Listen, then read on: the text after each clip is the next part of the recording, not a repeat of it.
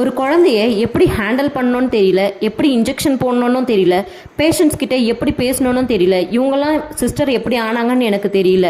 நாங்கள் இந்த டைம் தடுப்பூசி போடுறதுக்காக வீட்டு பக்கத்துலேயே இருந்த பால்வாடிக்கு ஒரு சிஸ்டர் வந்திருந்தாங்க. நாங்கள் இப்போ தான் ஃபஸ்ட் டைம் அவங்ககிட்ட இன்ஜெக்ஷன் போட போயிருந்தோம். அவங்க பேசின விதமே சரியில்லை. வா வந்து உட்காரு, நோட்டை கொடு, இப்படி தான் பேசினாங்க. ஏன்னு கேட்டதுக்கு என் வாய்ஸே அப்படி தான் சொன்னாங்க.